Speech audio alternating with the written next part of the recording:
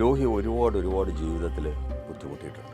ജീവിതത്തിലുണ്ടായിരുന്ന ഓരോ കഷ്ടപ്പാടുകളും എല്ലാം കൂടെ ആയപ്പോഴത്തേക്ക് ലോഹി വിചാരിച്ച് ഇനി നീ ജീവിച്ചിരിക്കണ്ട, അത് മരിക്കാമെന്ന് പുള്ളി തീരുമാനിക്കും.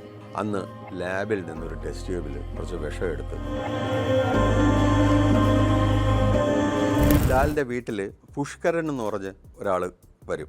പുഷ്കരൻ ഒരു ദിവസം വൈകുന്നേരം വരുമ്പോൾ പാരി ഭസ്മമൊക്കെ ഇട്ട് ഒരു മുണ്ട് നേരിയതൊക്കെ എടുത്തിട്ട് ലാലും അതേപോലെയൊക്കെ ആയിട്ട് ഇരിക്കുകയാണ്. പുഷ്കരൻ വന്നു. അപ്പം പാരി നിന്ന് തുള്ളുകയാണ്.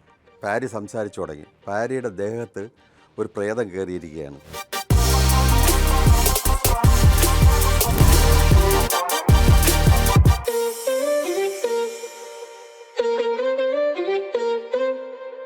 കിരീടം എന്നുള്ള സിനിമയുടെ വൻ വിജയത്തിന് ശേഷം അടുത്ത ചെയ്യുന്ന ഒരു സിനിമ എന്തെങ്കിലും ഇപ്പം എനിക്കൊരു പ്രത്യേകിച്ച് എൻ്റെ ഒരു തീരുമാനം എന്ന് വെച്ചാൽ ഞാൻ എടുക്കുന്ന സിനിമകൾക്ക് നിർബന്ധമായും എന്തെങ്കിലും ഒരു കഥാമൂല്യം ഉണ്ടാവണം.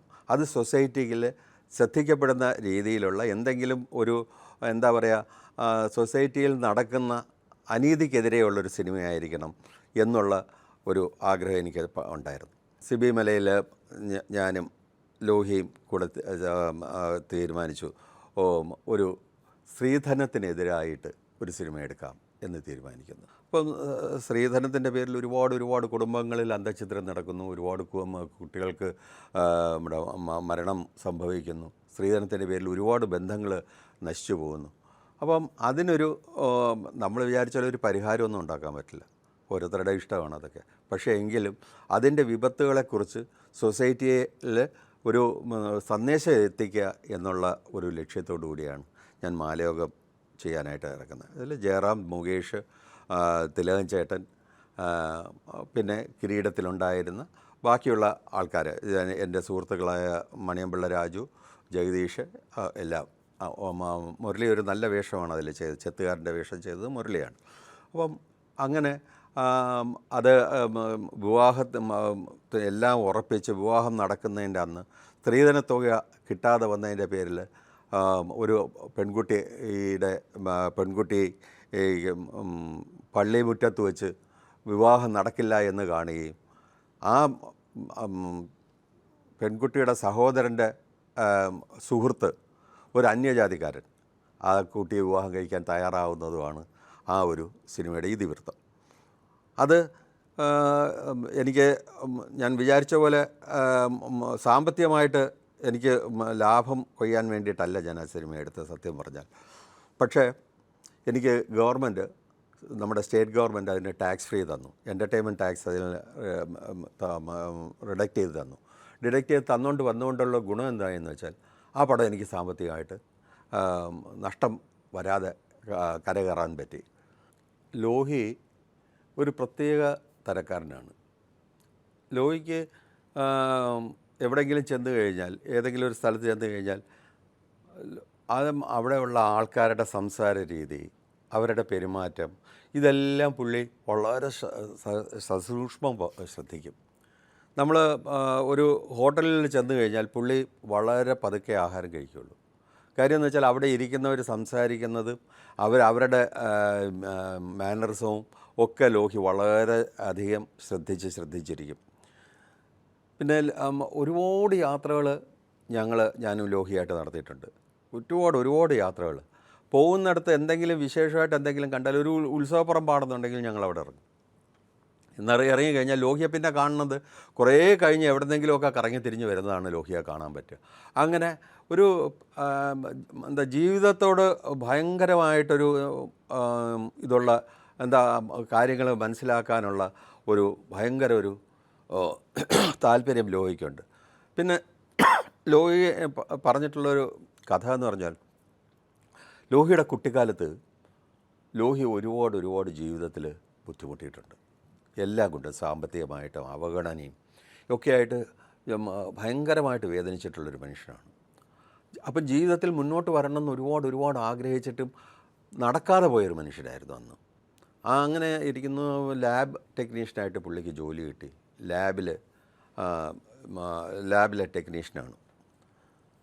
ഇപ്പം ജീവിതത്തിലുണ്ടായിരുന്ന ഓരോ കഷ്ടപ്പാടുകളും എല്ലാം കൂടെ ആയപ്പോഴത്തേക്ക് ലോഹി വിചാരിച്ച് ഇനി നീ ജീവിച്ചിരിക്കണ്ട, അങ്ങ് മരിക്കാമെന്ന് പുള്ളി തീരുമാനിക്കുന്നു. അപ്പോൾ പുള്ളിക്ക് ഭക്ഷണത്തിൽ കുറച്ചൊരു താല്പര്യമുള്ള കൂട്ടത്തിലാണ്. നന്നായിട്ട് ഭക്ഷണം കഴിക്കണം. പക്ഷേ ഈ ഭക്ഷണം കഴിക്കുന്നത് തന്നെ ഒരുപാട് വിഭവസമൃദ്ധമായ ആഹാരമൊന്നും വേണ്ട. ഇലയിട്ട് ചൂട് ചോറ്, ഈ വെറും ചോറ് ഉരുട്ടി ഉരുട്ടി കഴിക്കുക, അതൊക്കെ ഒരു പ്രത്യേക രീതിയാണ്. ലോഹിയുടെ കൂടെ നടക്കുന്നവർക്ക് അത് കാണുമ്പോഴത്തേക്ക് അതിശയമായിട്ട് തോന്നാം. പക്ഷേ ഞാൻ കണ്ട് എനിക്കത് ശീലമായി. അന്ന് ലോഹിക്ക് ജീവിതം മതിയായ എന്ന് തോന്നിയിട്ട് ലോഹി എന്ത് ചെയ്തു, അന്ന് ലാബിൽ നിന്നൊരു ടെസ്റ്റ് ട്യൂബിൽ കുറച്ച് വിഷം എടുത്ത് അത് അടച്ച് നേരെ കൊണ്ടുപോയി. നേരെ പോയി ആഹാരം കഴിക്കുക. അന്ന് ആഹാരം കഴിച്ചിട്ട് ഈ വിഷവും കഴിച്ച് മരിക്കുക എന്നുള്ളത് തീരുമാനിച്ച് ചെന്ന് വീടിൻ്റെ ഉത്തരത്തിലിത് വച്ചു. പോയി കുളിച്ച് വന്ന് ആഹാരം ഒക്കെ നന്നായിട്ട് കഴിച്ചു. പിന്നെ ഇനി അടുത്തത് ഇതെടുത്ത് കഴിക്കുക, ജീവിതം അവസാനിപ്പിക്കുക എന്ന് അദ്ദേഹം തീരുമാനിച്ചുകൊണ്ട് അദ്ദേഹം ഉത്തരത്തിൽ നിന്ന് അതെടുക്കാനായിട്ട് വെച്ചു. ഉത്തരത്തിൽ എടുക്കുന്ന സമയത്ത് ഈ ടെസ്റ്റ് ട്യൂബ് ഉരുണ്ട് താഴെ വീണ് പൊട്ടി. അത് പൊട്ടിയില്ലായിരുന്നെങ്കിൽ ലോഹിദാസ് ഇന്ന് ഇതേപോലെയുള്ള കഥകളും ഉണ്ടാവില്ല, ആ എഴുത്തുകാരനെ നമുക്ക് കിട്ടുകയില്ലായിരുന്നു. അതാണ് ദൈവത്തിൻ്റെ കയ്യൊപ്പെന്ന് പറയുന്നത്. അതിൽ ദൈവം അദ്ദേഹത്തിന് ഇതേപോലെ ഉന്നതിയിലേക്ക് എത്താൻ വേണ്ടി ഒരു ഇത് കൊടുത്തിരുന്നു. ഇല്ലായിരുന്നെങ്കിൽ ആലോചിച്ച് നോക്കിയേ എന്ത് സംഭവിക്കുമായിരുന്നു. ലോഹി എന്നുള്ള ഒരു ആളെക്കുറിച്ച് നമുക്ക് സംസാരിക്കാൻ പോലും ഇല്ലാതായിപ്പോയനെ.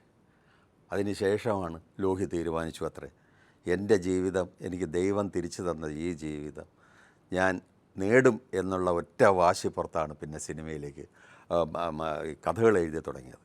അങ്ങനെയാണ് തിലകൻ ചേട്ടനും എൻ്റെ അടുത്ത് എത്തിപ്പെടുന്നത്. തിലകൻ ചേട്ടൻ സിബി അടുത്ത് പറയുന്നത് അങ്ങനെ മലയാളത്തിൽ ഒരിക്കലും മറക്കാൻ പറ്റാത്ത അനേക കഥാപാത്രങ്ങൾക്ക് ജന്മം നൽകാനായിട്ട് ലോഹിദാസിന് കഴിഞ്ഞു. ലാലിനെക്കുറിച്ച് പറയുമ്പോൾ ഞങ്ങൾ തമ്മിൽ ഒരു പട്ടിണി കിടന്ന ഒരു തിരുവോണമുണ്ട്. ഒരു രസമുള്ളൊരു കഥയാണത്. ലാല് മഞ്ഞൾ വിരിഞ്ഞ പൂക്കളിൽ അഭിനയിച്ചതിന് ശേഷം ചില അതിൻ്റെ ഡബ്ബിങ്ങോ കാര്യങ്ങളൊക്കെ ആയിട്ട് മദ്രാസിലുണ്ട്. ആ സമയത്ത് സുരേഷ് കുമാർ ഒരു പടം പ്ലാൻ ചെയ്തു. ഒരു തമിഴ് പടമാണ്, കരയെ തൊടാത്ത അലകൾ എന്ന് പറഞ്ഞിട്ടാണ് ആ ഫിലിം. വിജയൻ എന്ന് പറഞ്ഞ മലയാളിയായ വിജയൻ അന്ന് സൂപ്പർ സ്റ്റാറായിട്ട് തമിഴ്നാട്ടിൽ നിൽക്കുന്ന കാലത്താണ് ആ പടം ചെയ്യാൻ തയ്യാറായത്. അത് നാഗർകോവിൽ ഭാഗത്തൊക്കെ ഷൂട്ട് ചെയ്യാനായിട്ടെല്ലാം കഴിഞ്ഞു. അതിൻ്റെ സോങ് റെക്കോർഡിങ് നടക്കുകയാണ്.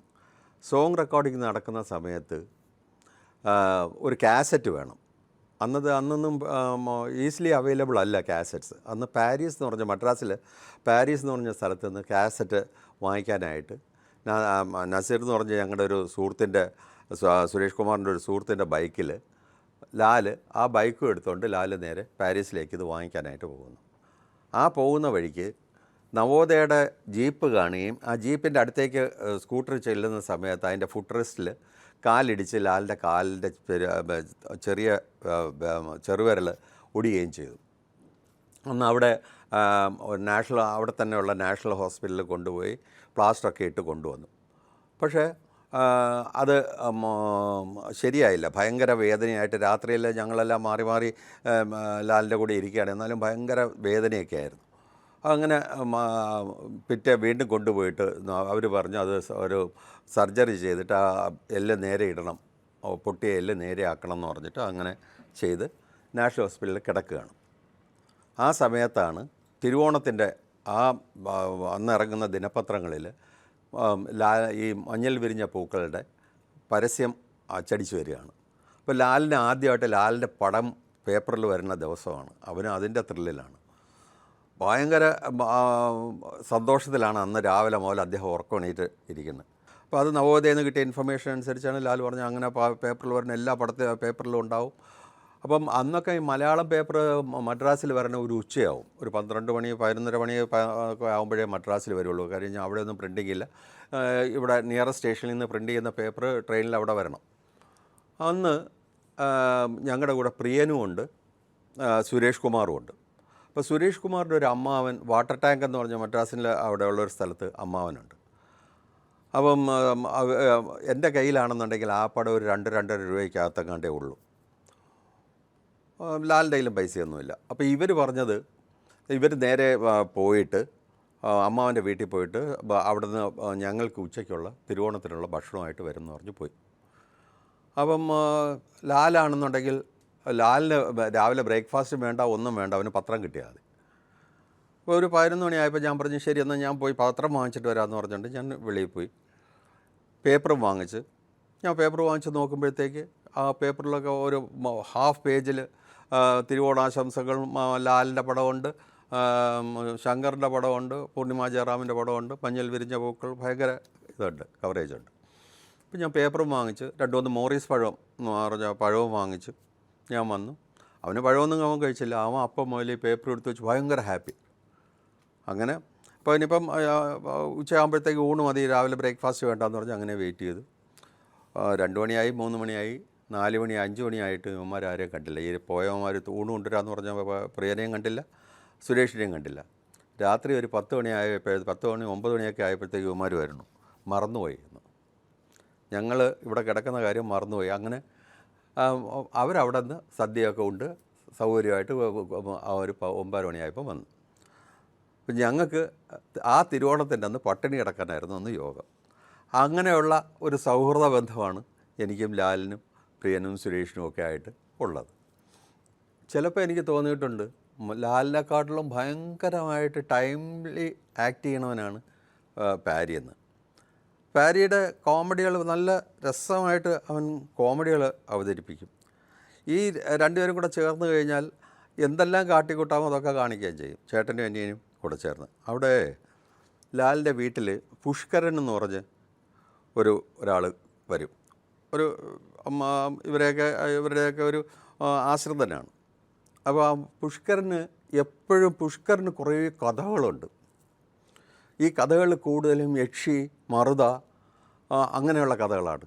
വരുന്ന വഴിക്ക് യക്ഷിയെ കണ്ടു, ഭൂതത്തിനെ കണ്ടു, പ്രേതത്തിനെ കണ്ടു എന്നൊക്കെ പറഞ്ഞ് അത് ഭയങ്കര രസകരമായിട്ട് പുഷ്കരൻ അവതരിപ്പിക്കും. അപ്പോൾ ഈ ചേട്ടനും അനിയനും കൂടെ തീരുമാനിച്ചു പുഷ്കരൻ്റെ ഈ കഥയൊന്ന് നിർത്തണമെന്ന്. അങ്ങനെ പുഷ്കരൻ ഒരു ദിവസം വൈകുന്നേരം വരുമ്പം പാരി ഭസ്മമൊക്കെ ഇട്ട് ഒരു മുണ്ട് നേരിയതൊക്കെ എടുത്തിട്ട് ലാലും അതേപോലെയൊക്കെ ആയിട്ട് ഇരിക്കുകയാണ്. പുഷ്കരൻ വന്നു. അപ്പം പാരി നിന്ന് തുള്ളുകയാണ്. പാരി നിന്ന് തുള്ളിയിട്ട് അപ്പം പുഷ്കര ആപ്പാടെ പ്രശ്നമായി, ചേട്ടൻ എന്തോ ഇങ്ങനെയൊക്കെ ചെയ്യണമെന്നൊക്കെ പറഞ്ഞ് അവസാനം ഇവൻ പാരി സംസാരിച്ചു തുടങ്ങി. പാരിയുടെ ദേഹത്ത് ഒരു പ്രേതം കയറിയിരിക്കുകയാണ്. അതിനെ പുഷ്കരൻ ഇതുവരെ പറഞ്ഞുകൊണ്ടിരുന്നത് ഇതാണെന്ന് അറിഞ്ഞ് ദേഹത്ത് പ്രേതം കയറിയതാണ്, എന്താണ് സംഭവിച്ചതെന്ന് അറിഞ്ഞുകൂടെ ഇങ്ങനെ പിച്ചും പേയും പറയുന്നു, പ്രേതമാണെന്ന് തോന്നുന്നു എന്നൊക്കെ പറഞ്ഞപ്പോൾ മുതൽ പുഷ്കരൻ ആകപ്പാടെ ഒന്ന് ഭയന്നു തുടങ്ങി. അവസാനം ഇവന്മാർ രണ്ടും കൂടെ ചെയ്തു കഴിഞ്ഞാൽ പുഷ്കരനെ വിളക്ക് തൊട്ട് സത്യം ചെയ്യിപ്പിച്ചു, ഇനി മേലിൽ ഇങ്ങനെയുള്ള കഥകളൊന്നും പറയില്ല. ഇങ്ങനെയൊക്കെയുള്ള ഭയങ്കര രസകരമായ കാര്യങ്ങൾ ഇവർ രണ്ടുപേരും കൂടെ കാണിച്ചു കൂട്ടും. പിന്നെ അമ്മയെ സംബന്ധിച്ചിടത്തോളം ആണെങ്കിൽ ഈ 2 മക്കൾക്കും പരിപൂർണ സ്വാതന്ത്ര്യമാണ് അമ്മ കൊടുക്കാറുള്ളത്. ഒന്നിനും അമ്മ റെസ്ട്രിക്റ്റ് ചെയ്യാറില്ല. അത് ഇവരുടെ വളർച്ചയ്ക്ക് നല്ല ഇത് ചെയ്ത്. അതുപോലെ തന്നെയാണ് അച്ഛനും. ഇവർക്ക് നല്ല രീതിയിൽ ഇവർക്ക് നല്ലതെന്ന് തോന്നുന്നത് ചെയ്യാനുള്ള സ്വാതന്ത്ര്യം ആ വീട്ടിലുണ്ടായിരുന്നു. അത് ഞങ്ങൾക്കും ഉണ്ട്. ഞങ്ങൾ സുഹൃത്തുക്കൾ അവിടെ ചെല്ലുന്ന സമയത്ത് ഞങ്ങൾക്കും ആ വീട്ടിൽ അതേപോലെയുള്ള മക്കൾക്ക് കിട്ടുന്ന സ്വാതന്ത്ര്യം ഞങ്ങൾക്കും ഉണ്ടായിരുന്നു. ഇതൊക്കെ അവരുടെ ലാലിനൊക്കെ ഒരുപാട് അവരുടെ എന്താ പറയുക ഭാവി നന്നാക്കി എടുക്കുന്നതിൽ ഒരുപാട് സഹായിച്ചിട്ടുണ്ട്. അമ്മയെ എത്ര ആ കാര്യത്തിൽ പ്രശംസിച്ചാലും മതിയാവില്ല. ഞാൻ നേരത്തെ പറഞ്ഞല്ലോ, ഞങ്ങളുടെ യാത്രകൾ, ലോഹിയും ഞാനുമായിട്ടുള്ള യാത്രകൾ, ഒരുപാട് യാത്രകളുണ്ട്. അതിൻ്റെ കൂടെ ഞങ്ങളുടെ കൂടെ യാത്രയ്ക്ക് കൂടുന്ന ആൾക്കാരിൽ പെട്ടതാണ് കൈതപ്രവും നടൻ മുരളി. അങ്ങനെ ഒരു ദിവസം ഞങ്ങൾ പ്ലാൻ ചെയ്യണം, നമുക്കൊന്ന് മൂകാംബിക വരെ പോയാലോ, മൂകാംബികയിലും പോകണം, കുടജാദ്രിയിലേക്ക് പോകണം, സർവ്വജ്ഞം പീഠത്തും പോകണം. അങ്ങനെ തീരുമാനിച്ചുകൊണ്ട് ഞങ്ങളിവിടെ നിന്ന് യാത്രയായി. പോകുന്ന വഴിക്ക് മംഗലാപുരം ചെന്ന് കഴിഞ്ഞ സമയത്ത് മംഗലാപുരത്ത് അന്ന് ഏതോ അവരുടെ കർണാടക സ്റ്റേറ്റിൻ്റെ ഏതൊക്കെയോ ഉത്സവങ്ങൾ നടക്കുന്നത്. അപ്പോൾ അവിടെ ഉള്ള വഴികളിലൊക്കെ ഉത്സവങ്ങളുടെ ഇതുണ്ട്. അവിടെയൊക്കെ കയറി പല ഇതൊക്കെ കണ്ട് ഞങ്ങൾ നേരെ മൂകാംബികയിലെത്തി. അന്നൊക്കെ മൂകാംബികയിൽ ദർശനം കഴിഞ്ഞ് കുടജാദ്രി പോകണമെന്നുണ്ടെങ്കിൽ നടന്നേ കയറാൻ പറ്റുള്ളൂ. ഇന്നത്തെ പോലെ ജീപ്പ് സൗകര്യങ്ങളൊന്നുമില്ല, നടന്ന് തന്നെ പോകണം. അപ്പോൾ അവിടെ ഞങ്ങളുടെ കൂടെ വഴി കാണിച്ചു തരാൻ വേണ്ടി കാട്ടിക്കൂടെ കയറി വേണം പോകാൻ. അപ്പോൾ അതിന് ഒരാളെ ഞങ്ങൾക്ക് അറേഞ്ച് ചെയ്ത് തന്നു. അങ്ങനെ ഞങ്ങൾ 5 പേരും കൂടെ നടന്നു. ഒരു ഉച്ച കഴിഞ്ഞപ്പോൾ ഞങ്ങൾ നടന്നു തുടങ്ങിയത്. നടന്ന് പക്ഷേ പോകുന്ന വഴിക്ക് നമ്മൾ മനോഹരമായ സീനറീസാണ്. നമുക്ക് വളരെ വളരെ എന്താ പറയുക, ഇതുവരെ ജീവിതത്തിൽ കാണാത്ത കാഴ്ചകളുമൊക്കെ കണ്ട് ഞങ്ങളിങ്ങനെ നേരെ ഇവിടെ ചെല്ലുന്നു. മേളിൽ ചെന്നു, കുടജാദ്രി ചെന്നു. കുടജാദ്രിയിൽ 2 അമ്പലങ്ങളുണ്ട്. ഒന്ന് ദേവിയും ഒന്ന് ഭദ്രകാളിയുടെയാണ്. ഓരോ ഭദ്രകാളിയുടെ അവിടെ ഉള്ളതിൽ മാംസമൊക്കെ ഉണ്ട്, കോഴിയൊക്കെ അറക്കുകയൊക്കെ ചെയ്യും. മറ്റിടത്ത് അങ്ങനെയൊന്നുമില്ല. അത് മൂകാംബിക ദേവിയുടെയാണ്. അവിടെ എല്ലാം വളരെ ശ്രേഷ്ഠമായിട്ടുള്ള ഇത് തന്നെയാണ്. ഇവിടെ ശ്രേഷ്ഠമായിട്ടുള്ള അല്ല എന്ന് പറഞ്ഞാൽ ഇവിടെ വേറൊരു രീതിയിലുള്ള പൂജയാണ്. അപ്പം അവിടെയൊക്കെ തൊഴുതിട്ട് ഞങ്ങൾ അവിടെ ഒരു അടികയുടെ വീടിൻ്റെ ഫ്രണ്ടിൽ ആണ് കുളിയെല്ലാം കഴിഞ്ഞ് ഞങ്ങൾ എന്ത് ചെയ്തു, അവിടെയാണ് കിടന്നു. അതിൻ്റെ ഫ്രണ്ടിലായിട്ട് വിരിച്ച് അവിടെ ഇങ്ങനെ കിടന്നിങ്ങനെ മേളിലോട്ട് നോക്കിയിടും. നിറച്ച് നക്ഷത്രങ്ങളൊക്കെ ഉണ്ട്. അങ്ങനെ അവിടെ കിടന്നു. കാര്യം അന്ന് രാത്രി അവിടെ തങ്ങിയിട്ട് പിറ്റേ ദിവസം രാവിലെ ഞങ്ങൾക്ക് സർവജ്ഞ പീഠത്ത് നടന്ന് കയറണം. അപ്പോൾ അതിന് അങ്ങനെ കിടക്കുന്ന സമയത്ത് ഞാൻ ലോഹിയോട് ചോദിച്ചു, ലോഹി, നമുക്ക് ഈ മുരളിയെ ഹീറോ ആക്കിക്കൊണ്ടൊരു പടം ചെയ്താലെന്ത് എന്ന് ഞാൻ ചോദിച്ച സമയത്ത് കിടന്ന ലോഹി എണീറ്റിട്ട് പറഞ്ഞു, ഞാനും അതിനെക്കുറിച്ച് ആലോചിച്ചിരുന്നൊരു കാര്യമാണ്. ഞാൻ എൻ്റെ ഒരു സിന്ധു ശാന്തമായി ഒഴുകുന്നു എന്ന് പറഞ്ഞൊരു കഥയുണ്ട്.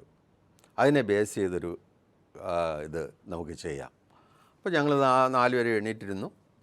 ഇതിനെക്കുറിച്ചുള്ള ഡിസ്കഷനായി. അപ്പോൾ മുരളിയെ ഹീറോ ആക്കിക്കൊണ്ട് ചെയ്യുന്നു.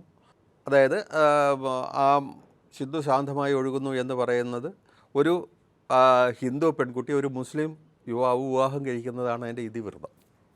അത് ഇന്നത്തെ അവസ്ഥയാണെങ്കിൽ ആ സിനിമയെക്കുറിച്ച് ചിന്തിക്കാൻ പോലും പറ്റില്ല. പക്ഷേ ഞങ്ങൾ ചെയ്യാൻ തീരുമാനിച്ചു. നേരെ പോയി സർവജ്ഞ പീഠത്ത് പോയി ഇത് കഴിഞ്ഞിട്ട് തിരിച്ചു വന്ന് അതിൻ്റെ വർക്കിലേക്ക് ഞങ്ങൾ ഇറങ്ങി. ശരിക്കും പറഞ്ഞു കഴിഞ്ഞാൽ അതൊരു വല്ലാത്തൊരു എക്സ്പീരിയൻസ് ആയിരുന്നു ആ സിനിമ ചെയ്യുന്നത്. കാര്യം വളരെ ലോ ബഡ്ജറ്റാണ് ആ പടം. വിചാരിച്ചതുപോലെ ഡിസ്ട്രിബ്യൂഷൻ എമൗണ്ട് എനിക്ക് കിട്ടിയില്ല. രാമേന്ദ്ര ബാബുവാണ് ക്യാമറ. അപ്പം ഞാൻ എന്ത് ചെയ്തു എന്ന് വെച്ചാൽ ചിത്രാഞ്ജലിയുടെ പാക്കേജിലേക്ക് കയറി. പാക്കേജിലാണ് ചെയ്യുന്നത്. അപ്പോൾ എൻ്റെ അടുത്ത് പലരും പറഞ്ഞു, നീ കാണിക്കുന്നത് ഭയങ്കര അബദ്ധമാണ് ചെയ്യാൻ പോണത്. ഒരിക്കലും ഈ സിനിമ ചിലപ്പോൾ വെളിച്ചം പോലും കണ്ടെന്ന് വരില്ല. ഒരു ഹിന്ദു പെണ്ണിനെ ഒരു മുസ്ലിം പയ്യൻ കല്യാണം കഴിച്ചുകൊണ്ട് പോകണു എന്നൊക്കെ പറയുമ്പോഴത്തേക്ക് അത് പ്രശ്നമാവില്ലേ എന്നൊക്കെ പലരും ചോദിച്ചു. എന്നാൽ വരണയിടത്ത് വെച്ച് കാണാമെന്ന് പറഞ്ഞുകൊണ്ടുള്ള രീതിയിൽ തന്നെ ഞങ്ങൾ നിന്നു. എന്നുവെച്ചാൽ ഒരു സിനിമ നമ്മളെന്താണ് അതിൻ്റെ കഥ എന്ന് പറഞ്ഞു കഴിഞ്ഞാൽ അങ്ങനെ ഒരു സൊസൈറ്റിയിലുണ്ടോ? ഒരാൾക്ക് എന്താ പറയുക, ഒരു മുസ്ലിം യുവാവിനെ ഒരു ഹിന്ദു സ്ത്രീയെ കല്യാണം കഴിക്കാൻ പാടില്ല എന്നൊന്നും ആരും പറഞ്ഞിട്ടില്ല. പക്ഷേ അത് നല്ല മനസ്സോടുകൂടിയാണെന്നുണ്ടെങ്കിൽ അതിന് അംഗീകാരം കൊടുക്കുന്നതിൽ തെറ്റുണ്ടെന്നും എനിക്ക് തോന്നുന്നില്ല.